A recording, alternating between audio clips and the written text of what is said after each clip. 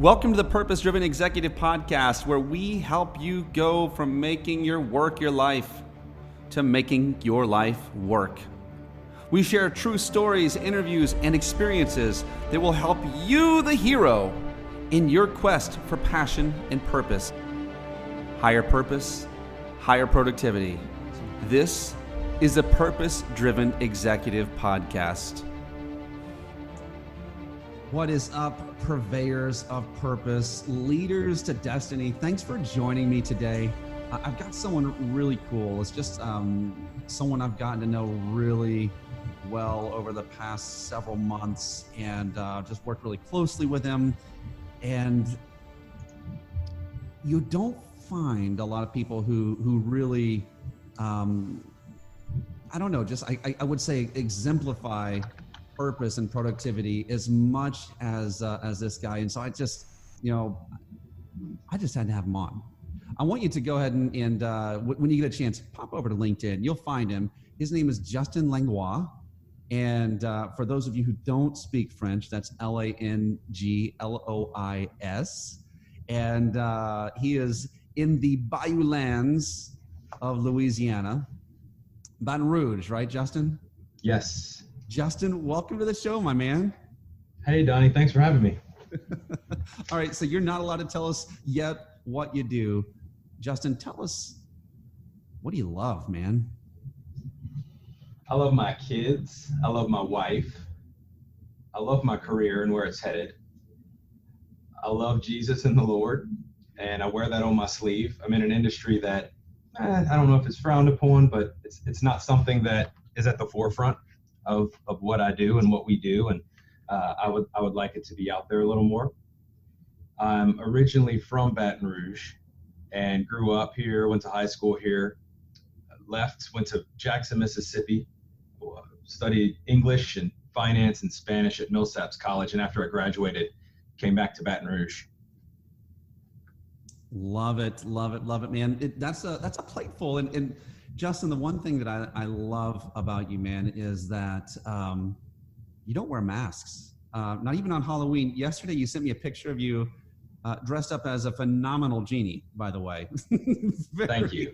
Very good. Well, it was not my choice. It was my kids' choice. Really? You let your kids choose this? Yes, because it just creates much more peace in my house. We were all going to be Avengers, and when I brought my kids to the party store, they quickly became, one was a ninja, the other one wanted to be a Greek goddess. My 6-year-old wanted to be someone called JoJo Siwa, who I had to Google to make sure it was appropriate. Turns out she's some internet pop star. And I was relegated to the genie, which was pretty comfortable. MC Hammer pants, a nice hat, very airy, probably going to wear it to work next Friday. Yeah, I think it should be, keep it dialed in on the wardrobe Rolodex there. I think it's a good look for you. I think especially when you're reaching out to clients, letting them know that their wish is your command. So, but I love Justin, that you are the same person in all places. Like I don't see a work Justin, a home Justin, a church Justin, but I've really watched you be and become that person that doesn't have to change a lot from one place to another. How did you get there, my man?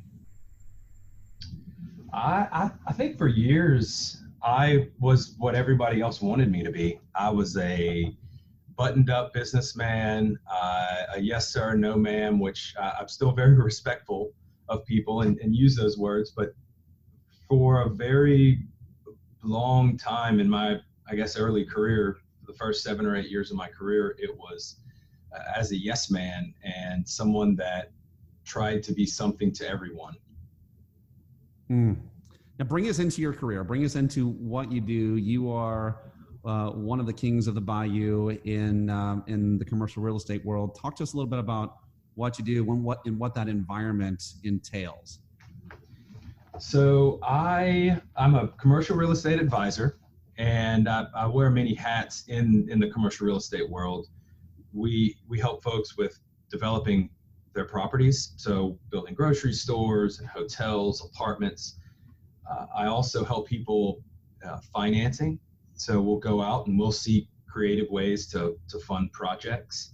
And then I recently sold my company, which is something you were very instrumental in helping me with. But for the last 11 and a half, almost 12 years, I owned my own commercial real estate company. So we had a management background as well as a commercial real estate brokerage company.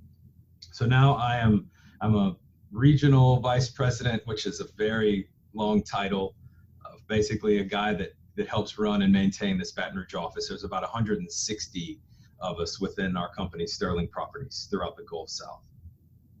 Love it. And it's interesting because, you know, a lot of times, Justin, we can build something. I've worked with so many people, they build something, it's almost like we become a slave to it. And so being able to evolve, right, to break off from what you built and not feel like you're betraying yourself and move into that next level, man, that's a brave transition, friend. It was tough. And there were times when I thought, well, let me just go about this journey on my own, and maybe I'll be happier or find more success working by myself or with a very small team of people. But what I came to find was I thrive on this communal environment that we have here. And I really enjoy working not only with the folks in the four walls of my office, but with our clients, with our vendors, with guys like you. And I just don't think I would be the person I am today if I was a one-man shop. Mm.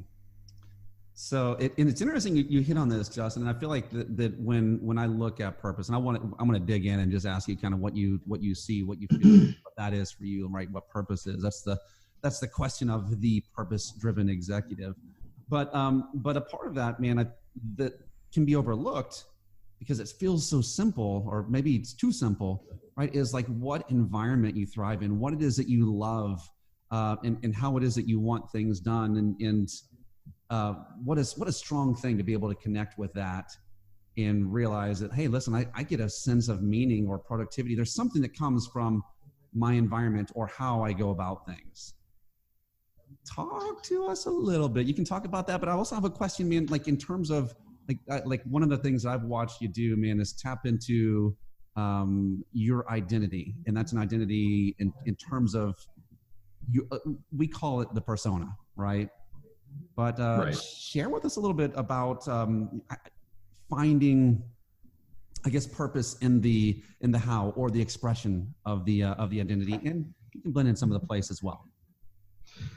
This is a new one for me, and it was probably one of the bigger challenges is getting comfortable in my own skin, getting comfortable in my own mind, and forcing myself to do that every morning has now become a habit, and a habit that I will never, ever get rid of. So when you and I started working together, you gave me a very simple task. You asked me to send you a 30 to 60 second video, almost like a meet and greet. Hey, my name's Justin. This is what I do. I'd like to get together with you in the next few weeks.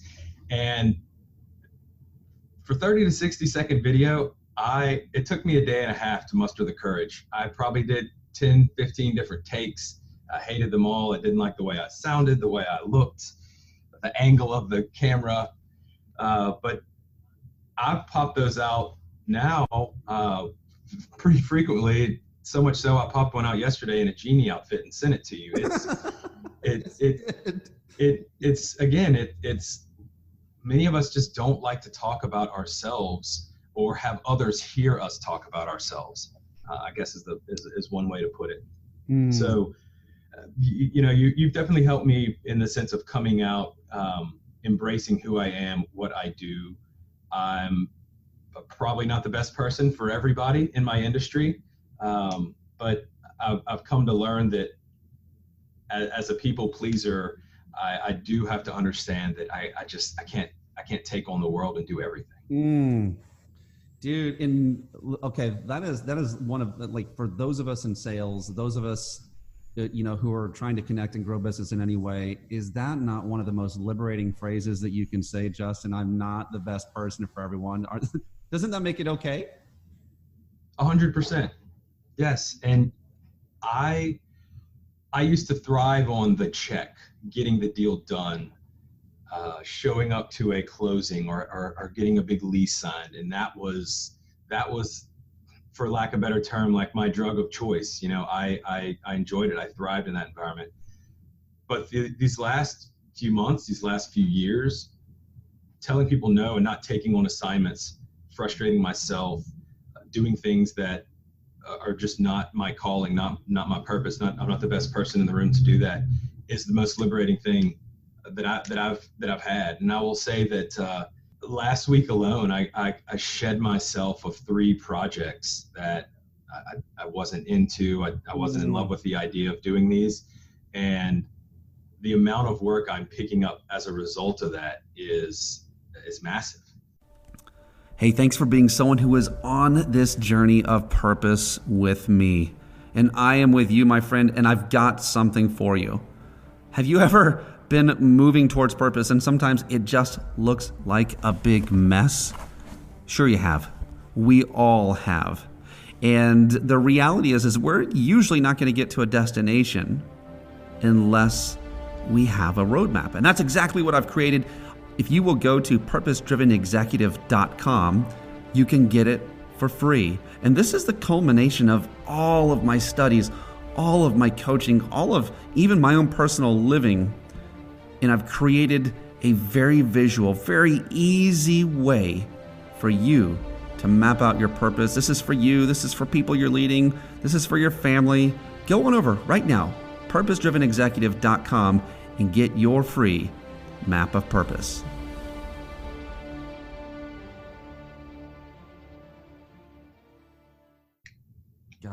Guys, listen to this, because it's when you say yes to one thing, you're saying no to a bunch of other things. And sometimes even, right, Justin, it's like having that, like being able to get vision for that next step or that next level, or even having an idea. You can't even have that because you said yes to so many things that you, of course, aren't going to let people down on. But I love that you've really refined that yes into a heck yes. That is yes. So cool. That is so cool. Talk to me. There's not just 2, but 2 qualities that strike me about you, and then we kind of came into that it almost pulls against, Justin, what we see as the alpha image of how we drive business. And those two qualities would be care and peace. Like, you were one of the most caring people and one of the greatest peace bringers that I've met. I mean, you like equalize a table for even in difficult situations. I've watched it. Your clients have shared like crazy stories about that. But so how did you come to terms with that and actually release that as a strength into your business and into your life? Did you ever fight against that and say, no, I just have to be this cold shark and just go get it done? Or I don't know, talk to that. I learned from cold sharks. I learned from people that would just bust through walls for their own self-gratification and to get something done on their own, and they with very little care for the fallout, the destruction and the damage that they would create. And it's hard. I'm in an industry where it's a very selfish, self-serving industry where we're 100% commission folks. No, there's no salaried folks in this world, very, very few. And for me, trying to pull myself back into who I am and the way I think of myself as a peaceful person, a calming person, I like the fact that I can walk into a contentious meeting and try to suppress, the anger and the feelings of frustration that people have. That's not something that's done in my industry. A lot of people, not just in commercial real estate, in sales as a whole. I think in sales, we're all taught to yell the loudest and we'll get things done. But there's something rewarding about closing your mouth, listening, not only listening, but understanding what that other person is telling you.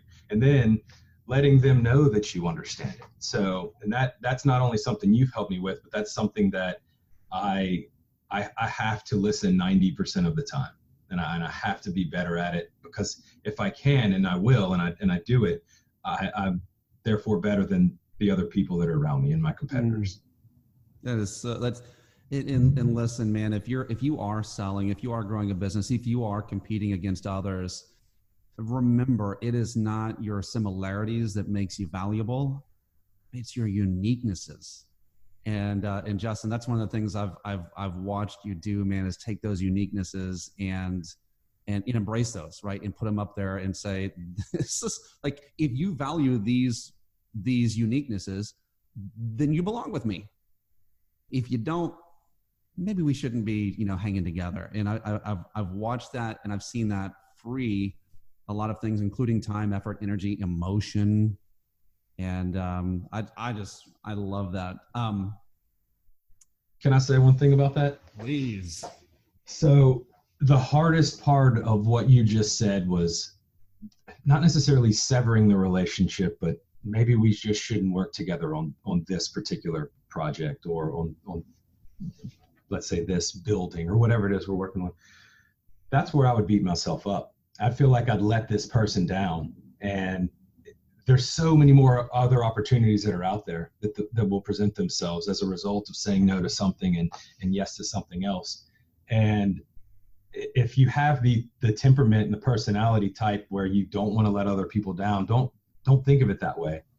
Once that little nugget resonated in the back of my brain, once I came to that realization that I'm not letting this person down, if anything, I'm helping them, because someone else will give them 110% where I can give this other person 110%. That's freeing, and it's actually calming.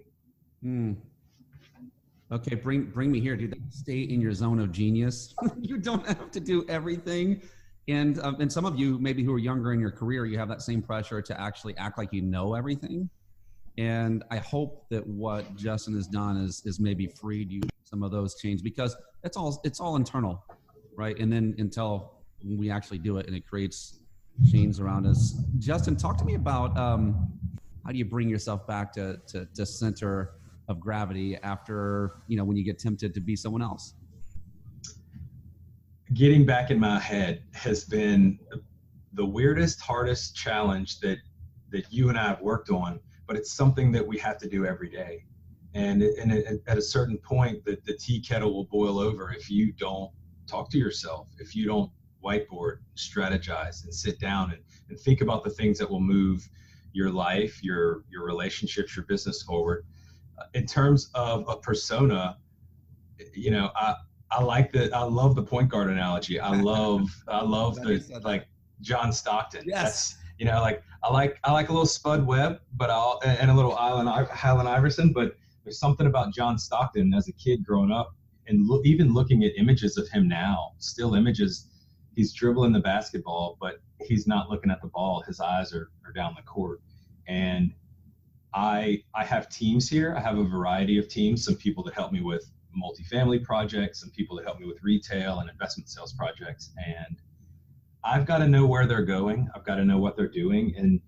And I also have to help them get better. So the way I find myself doing it is sitting down 30, 45 minutes every morning before I touch an email or read a blog or listen to a podcast, and coming up with strategy and grounding myself.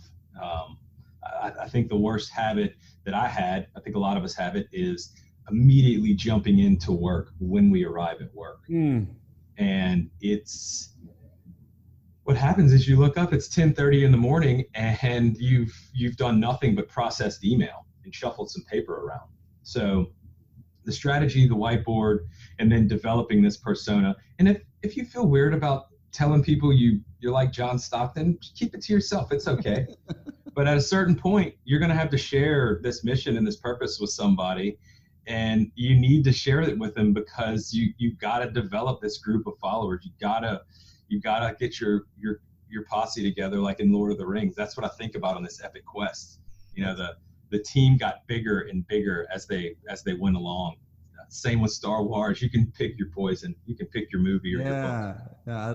Well, and the thing is when you identify yourself, it's polarizing, right? You have to be able to be willing to repel in order to attract.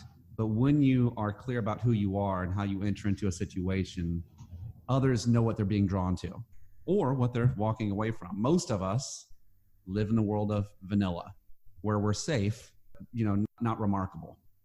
And the thing I love about the John Stockton thing, Justin, is it's almost like you really could, it's almost like WWJSD. What would John Stockton do? It's like, right.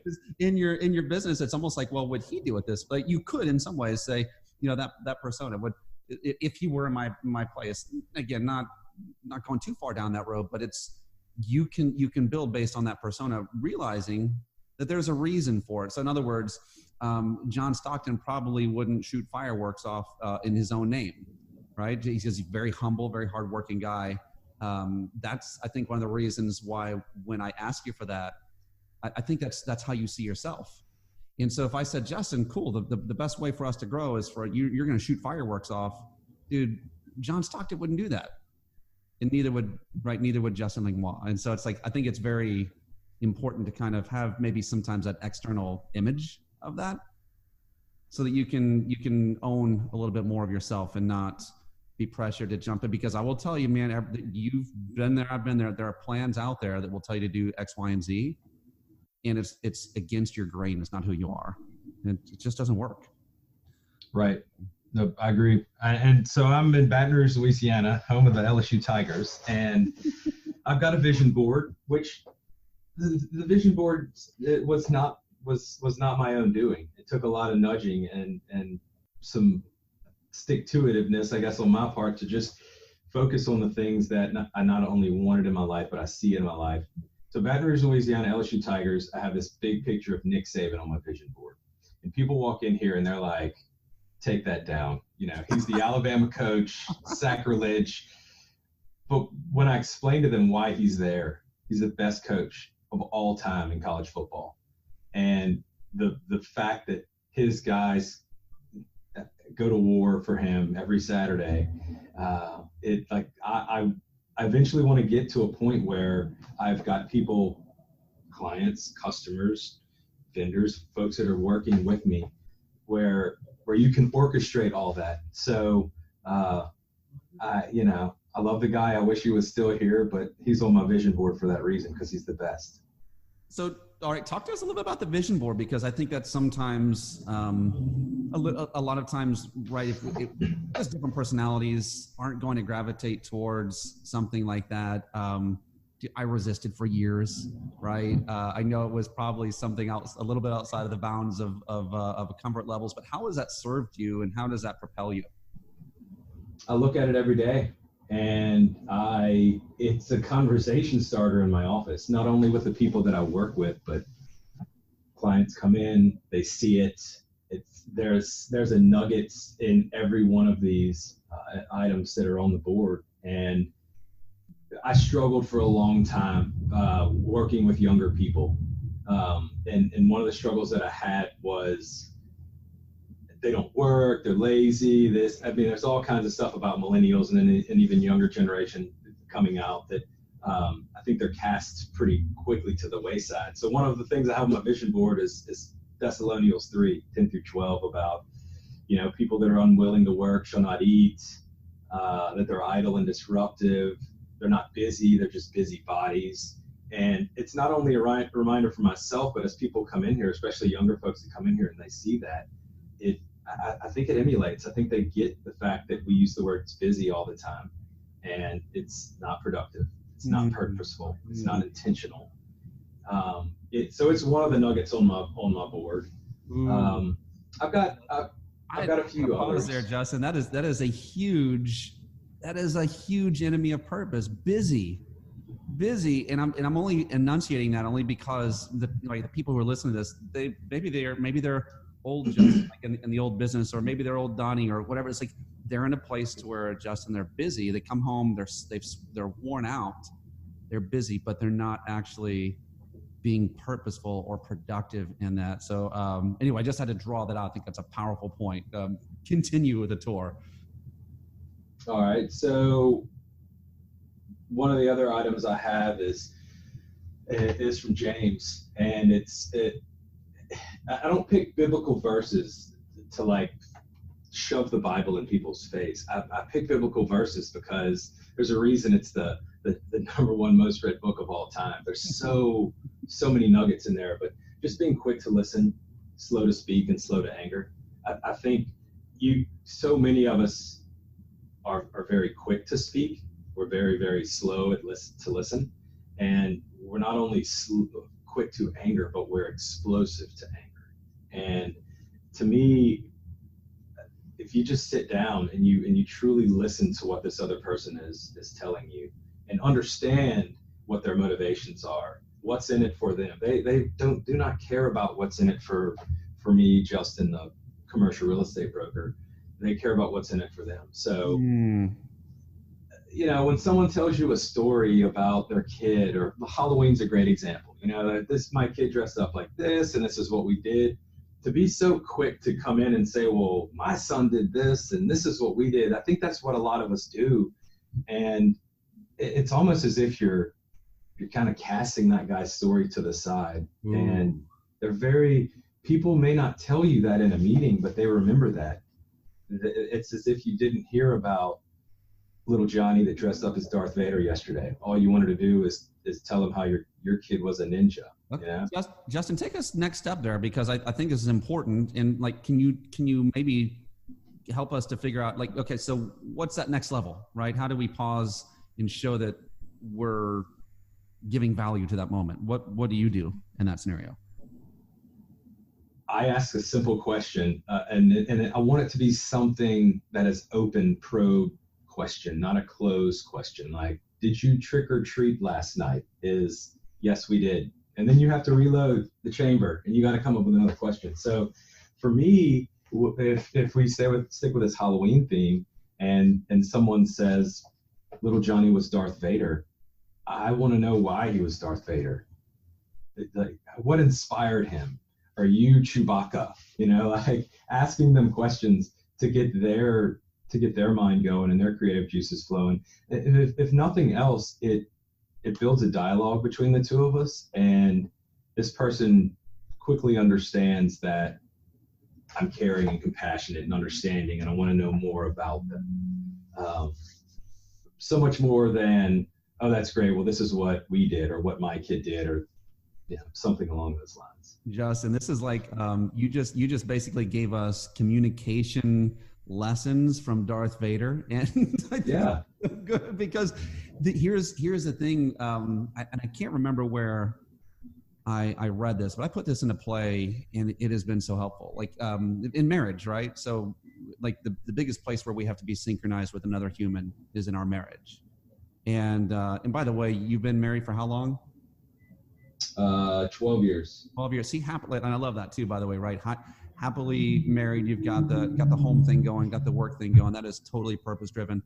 But when let's just say your wife saw a beautiful blue bird, which we don't really have too much in the Southeast, but when you go up in the Northeast or Northwest, you see these crazy birds, and let's just say your wife notices that, and she says, "Oh wow, there's a beautiful blue bird outside of the window." Now imagine the scenario like where you don't look, or you just look up and grunt. Right? Those are the scenarios that a lot of us are doing because we're so preoccupied with us, with our worries, with our, like, where we're going, like the our, me. Mm-hmm. But if you take a moment, even if you don't really give a flip about the bird, and you pause there and you say, at least, wow, that is a pretty blue bird. She was offering that, right, as an opportunity to synchronize with her. And if you miss it, you walk right past that opportunity. But if you grab hold of it, it's a moment of closeness. It's a moment where you're like, yeah, we're on the same page. It's a moment of bonding. It is, and Darth Vader just did with us there. There's a third scenario, and it's the dissenting or the disagreeable personality type that says it's not really blue, it's kind of gray, it's kind of orange, yellow, pink, whatever. And that is definitely not where you want to go marriage-wise and business-wise. If she thinks it's blue, and maybe I'm colorblind and I think it's red, or I just see gray, it's a beautiful blue bird. Let's talk about the bird. And so the way that you talk to your children and the way that you listen to them is something that I'm doing a better job of. I feel like I'm constantly doing more and more in terms of interaction with them, but it immediately translates into my work life as well, and listening to people, understanding why this upsets them, or why either this lady does not want to do something with a boutique because she learned a lesson about the hard way about selling an item that just wasn't successful. So again, it goes back to listening. We all need to listen more. I use the 90% rule because there's no way I'm going to listen 100% of the time, because at some point you do have to say something. People of purpose, I have something for you. Go to my website right now, donnietuttle.com, and click on the registration, and I will send you a free mini masterclass on purpose. Listen, we talk about who are you being as a human being, taking an account for what you want to be in the future and breaking that up into smaller steps with vision boards. We tackle self-talk and what I would call your I am statements. Listen, it is a great, powerful way to get yourself rocking and rolling. Go register right now at DONNIETUTTLE.com. I want to ask you about this delegation thing, man, because I've watched you, like, for us to have really a good garden, so to speak, if you're going to have a garden, you got to pull up the weeds first. And I watched you when you were doing everything. Like, when you're doing everything, it's almost like you really can't focus on doing anything intentionally. But you got some courage, and you essentially brought on your right arm, right? And talk to us about that. Like, first off, I guess the journey of courage into saying, I'm going to get an assistant. Next off, the maybe some of the thoughts that went along with that. And then what you've been able to do with your time and just freeing up emotional capacity and creative capacity by doing this. Yeah. So delegation to me it's the buzzword that last year, the year before, in our industry, we talk about disruption. Amazon is disrupting grocery stores and retail chains. To me, delegation is treated the same way. The problem with delegation is we hear about it, we read about it, we see it somewhere, and we think, oh, this is simple. I'm just going to give Dolores, who's my imaginary assistant, I'm just going to give Dolores all this stuff to go do, and it'll get done the way I want it done, and I'll have all this time. And it's probably the hardest thing that I've ever had to do. And you taught me, and I repeat it daily to the point where people in my office probably make fun of me, but I do it, we do it, you do it, and then I check it. And that's my delegation for everything, whether it's going to the store to pick something up for a client, like a gift for a client, or maybe for an event, or writing a description on a investment sales property that we're going to eventually unload. I have to do it and understand the process before I can give it to someone else. And I also have to understand that the way I'm doing it may not be the most efficient. So for me, my delegation has come in the form of physically doing everything and then figuring out what I deem to be the best way to do it, and then bringing my admin, Michelle, into the picture and letting her do it, and then listening to her with open ears when she says, I know you've done it this way for about the last 15 years, but there's a better way to do this. And you cannot close that off. Michelle is not going to be happy if I go back to her and I say, no, this is the way I like to do it, and that's what I want you to do. You got to listen, you got to understand it. So that is a very long-winded answer, or portion of an answer to the question, but the delegation side of any industry is so hard. And until we truly understand what it is we're delegating and what we need to kind of rid ourselves of, you can't start. You can't even get the party started until you understand that. Justin, how has it freed you, man? What are some elements that you've been freed up in already? And I know that you're still in some of the heavy lifting phases with some of it of like, I do it and we do it, right? That's where, the Tesla is not self-driving in some areas in the beginning, right? But the more that happens and the handoff happens because you have total trust, and now that frees you up. So what freedoms have you seen already? I think the biggest freedom is that phone in my pocket, the constant buzzing and the dings and the beeps.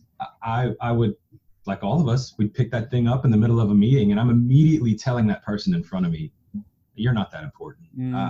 I've got this email that just came in. So for me, it's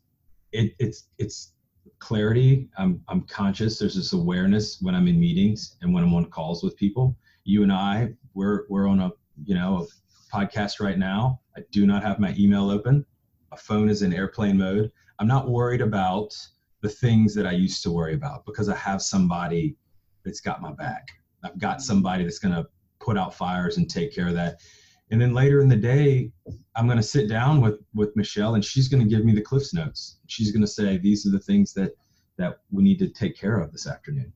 So you're there, you're in it when you're meeting with that person, and your competitors are not. Your competitors are what you used to be, which is scattered and, hold on, let me take this phone call. I'll be back in the meeting in a few minutes. It's very distracting and disruptive.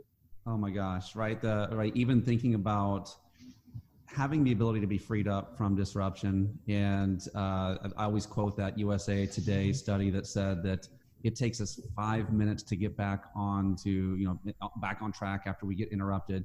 And the average person gets interrupted 20 times a day. And if you're a leader and a producer, it's probably more like 50 times a day.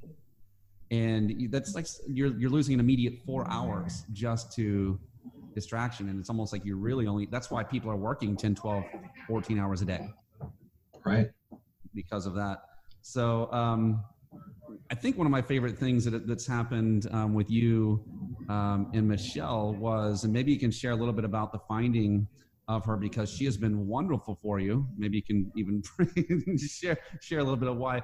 But it's like a lot of times, Justin, we don't do it because it feels like it's a big ordeal. And it's like, oh gosh, now I got to interview a bazillion people and maybe it won't work. And right, we have these stories that we tell, but it only is hard if we make it that way. I feel like I don't think it was that way for you here. Can you share a little bit of that story? Yeah. So when you and I started on this journey, I told you that I was drowning. I was so busy that I thought I was doing so many great things, but I would look up every year and I felt like my income was slipping, my time with my family and my friends, and even time with my colleagues here at work outside of office was almost nil. So I thought, the way I'd done it in the past, I'll go to monster.com or Indeed or LinkedIn or whatever, and I'll post a job. I'll put up like a wanted ad. And you immediately push pause and you said, no, I want you to think about the best admins or assistants that you've been around, that you've seen, that you've experienced. And you told me to call them. And I did. And I called 3, and 2 of the 3 were like, I'll leave tomorrow. I'd love to come over there. And it was surprising because I would have gone through hundreds of resumes, people that just weren't qualified for the position. Instead, I picked up the phone and I called people that were already in my industry. They get it. They've been around other, top producers and people that do well in this business. And bringing her in was a huge credit to you, because otherwise I'd still be rifling through resumes right now. And I know I would have made a mistake. But Justin, I think the thing is, and the reason I went there is, and thanks for the credit, but I don't think I deserve it. This is you that did it, you that figured it out. Is that so many of us, we almost it's like we see something as a big mountain, and so we just don't do it. And I feel like, and this happens in sales, and this happens in recruiting. And so I'm just gonna share a little bit of wisdom with people who are recruiting for anything, assistant, teammate, right? Salesperson. The best your most likely opportunity to win is actually going to come from your network that you have already. You know, most likely the people that you need to be bringing on, they're somewhere in your phone, they're in your LinkedIn or in your Facebook or whatever. And I always think about Anthony Bourdain, right? If you were to judge him because what did he get to do? He got to travel and eat all kinds of food. So is there anyone on earth that should have been happier with their job than him? Right. And yet, tragically commit suicide. And so like a lot of times, Justin, like you and me or any of us wouldn't pick up the phone to call Michelle because we're like, oh no, she's got it all together. She's excited. She's happy. And no, but in this case, it was a great fit. And it was really the beginning of what I think looks like just a beautiful match and a wonderful story. Yeah. And I think the most important thing aside from calling people that you already know and reaching out to your network is putting together a list of your drudgery tasks, the items that you shouldn't be doing, your not to-do list. Going here. Yes. Right. So my not to-do list includes a lot of things I'm good at and a lot of things that are in the old distraction zone. Say that again. Your what list? My not to-do list. Okay. What is this? Tell us. It's actually sticking on my wall. It's on the forefront of my mind every time I look at it. And it includes things that I may be the best person within my entire company at it. I may think I'm the best person at it, but it's not something that I should be doing. It's something that I can train and teach people to do, and they can take off my plate. So I had my not to do list and I presented it to Michelle, and she looked at it and she was like, piece of cake. This is the stuff I do every day. I love doing this kind of stuff. Yes. So her love of it and my disdain for it, it's a match made in heaven. Perfect fit. And listen, like, again, like that idea that busy is the enemy of purpose. It's the enemy of productivity. Busy, busy, busy. And I love that, Justin, I love the fact that you looked at it and said, I can do this. I can do this well. But does it actually, is it in alignment with my purpose? Is it in alignment with the journey that I really want to go on? Because if not, guess what? We're just going to repeat that same thing, that same day, every day, like Groundhog Day. It's just going to happen over and over again. And so I love that you did that. I think it's so cool. And hopefully this encourages someone out there that is, they're looking at this, Justin, and they just feel like they got to do everything. They do, and I think we leave. It's like leaving dollar bills on the ground. We think we're doing everything, and we're missing out on not only opportunity, but we're missing out on things that we already did that we may have not gotten paid for.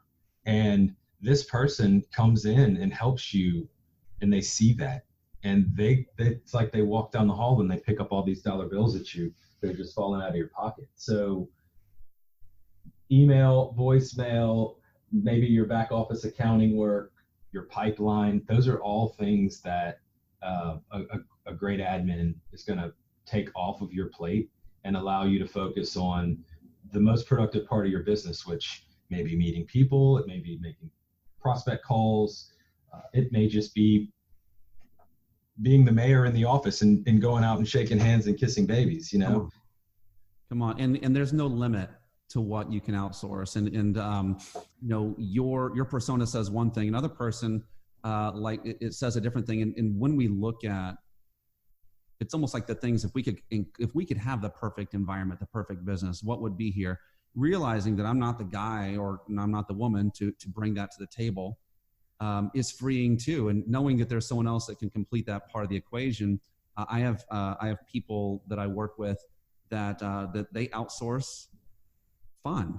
Like they know they want fun to be a part of their culture and their environment, and they also know that they're not good at it, and so they outsource fun. I mean, like for me, I outsource production of certain things. I'm not the best paperwork guy, so I like to outsource those type of things. And so it's just knowing your persona, your strengths and weaknesses. You really should be spending more time in your zone of genius and less time, right, on those things, like as you said, and tip of the hat to Michael Hyatt, right, the drudgery zone. drudgery zone. I love it.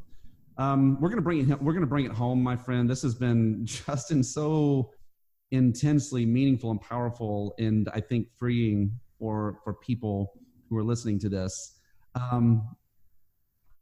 Talk to me, man, about being just coming back to that place of purpose and intention. And this is a moving target.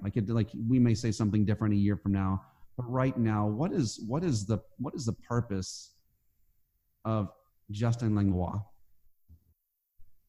This is a big question. It's like the meaning of life question to me, because I search it and seek it out, and right when I think it's in my grasp and I have the right answer, it changes. But it's not really a change. It's like an evolution. It evolves over time. So to me, it's reminding myself every day just to walk in the way of the Lord. And even if you're not a religious person, have your own credos and something to stand for and to live for. So part of my purpose is taking care of my family and my friends. It's bringing peace to relationships, people that I work with, not only as clients, but people outside of this office. And an even bigger purpose is just making sure that I take care of everybody that's around me. Anybody that I interact with, greet them with a smile. If I see they're having a bad day, I go talk to them. Take 5 minutes out of my day. So it will definitely not be the same answer for everyone, but mine, as an evolution, it is slowly morphing, and it's coming clearer and clearer what that purpose is. And man, it's so powerful. And I think the fact that you said that, listen, I'm going to free all of you guys that you think, what was that story, City Slickers, where the guy said the meaning of life was, and he held up the one finger, it's just one thing. He never said what it was. You remember that? Right? I think we all want to have that one thing, but I think it actually can be composed of many things. And sometimes when you have one thing, like the freedom to allow it to evolve into another thing, that we don't have only one canvas, that we don't just have some pen without an eraser. Like, this is something we get to edit. Hopefully that frees us to pursue it without fear of making one mistake, saying, I only get one shot at this. This is a journey, right? It's a journey. It is. And I recommend, this was very, very weird for me to do, but sharing that purpose with friends and family, coworkers, colleagues, your coach, and talking about it. Because if you don't share it with them, they have no idea what you're going through. Yeah. And it's how we build relationships, and it's how we get other people to nudge us and push us into something that's a little bit out of our wheelhouse or our comfort zone. And it should be painful. It should be a little weird and awkward. And it's just going to give you a greater sense of yourself and the work that you do. Love it. My friend, it has been powerful hanging out with you today. I am going to put your email in the show notes here, so that if anyone says, oh my gosh, I've got to connect with this guy, that they're going to have that. And I definitely want to encourage you to find and follow Justin Langlois. That's Langlois on LinkedIn. And if you're in Baton Rouge, or actually now it's, you're not just Baton Rouge located, you're doing stuff all over the world, right? Yeah, we're doing a lot of stuff in the Gulf South of the U.S. So Alabama, Louisiana, Mississippi, Florida, maybe making our way to Georgia soon. So hook up with my guy, Justin. Justin, thanks for hanging with us today, my friend. Thank you. It was a pleasure.